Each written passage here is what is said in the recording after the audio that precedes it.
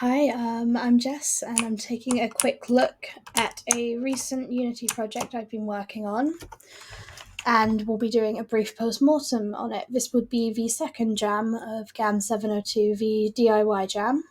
As you can see, I'm currently within a Unity scene, which isn't what would be seen as a classic game jam submission. However, I believe this was the best format for what I was trying to achieve. For this jam, I took a particularly meta approach to what I was doing, and instead of creating a game from a jam, I created a game jam from a jam. The basic principles of what I decided to create within Unity would be a simple and easy drag and drop modular kit with menus and scenes set up to helpfully encourage a younger and more inexperienced audience into creating games with a particular interest on levels, as that is my specialty. As I'm looking at right now, I've got some textures I brought in quite quickly from the internet, just so they would be able to add a little bit of colour to what they're doing. But yes, essentially I've tried to create something that can be used as a tool to help teaching an introduction into Unity, as it's something I found myself struggling with, particularly when a few years before I joined the course I was interested in games, but I wasn't actually able to teach myself very easily. I'm more of a hands-on learner with on-call help. So this kit is designed to be used as the project itself. It's designed to be a copy, renamed, and then handed out to anyone involved, as ProBuilder and ProGrids are all set up, as well as the build settings, saving some kind of time and energy from either the people who are setting up the event or trying to teach potentially 10-year-olds how to set up a build when all they might really want to do is just get cracking and see a player run around. So as you can see, if you press play straight away within this, we already have a modular first-person controller with some basic jump, run, crouch in it, as well as just the basic scene lighting. This was found online, as I'm not really a keen programmer myself. I have dabbled, but I'm not particularly skilled.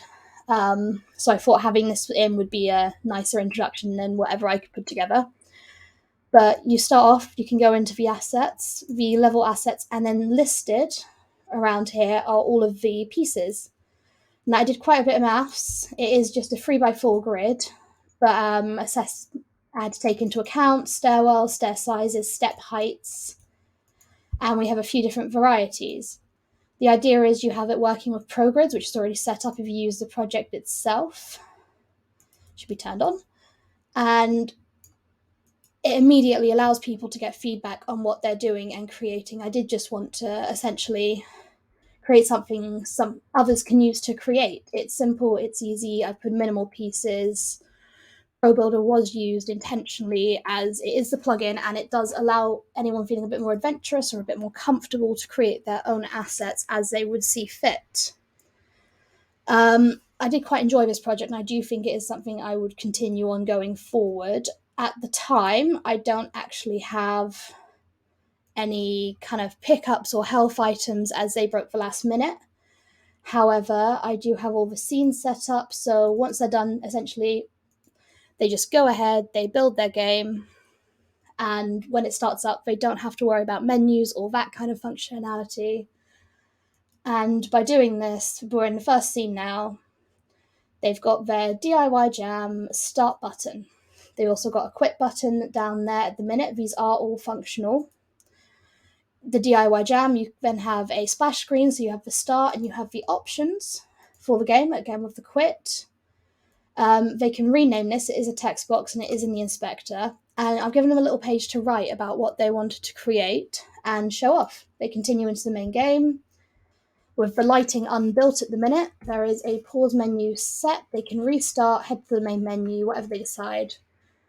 And right now, I don't have Enzym, and I don't believe I added into the project, but the ability to actually go ahead and add the win, lose scenarios and the death and health colliders.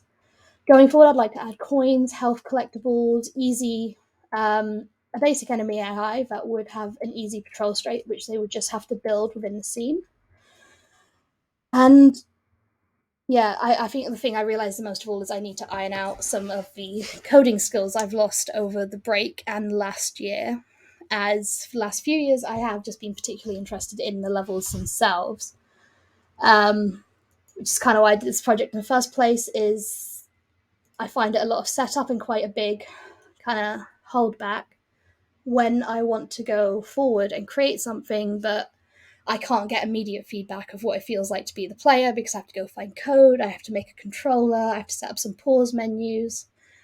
So I think having something like this as just a prototyping tool for people who are more experienced as a basis when the final code would be added in if it was taken forward, and allowing a much younger and more inexperienced audience a really nice and easy way into game design to really show what they can create and what they can do without the technical barrier there is starting on your own, as it is quite overwhelming. But yeah, that is it for this project. Um, Aside the materials, its progress is all linked up. You just drag on your textures. It's really, really easy. So yeah, thank you for listening.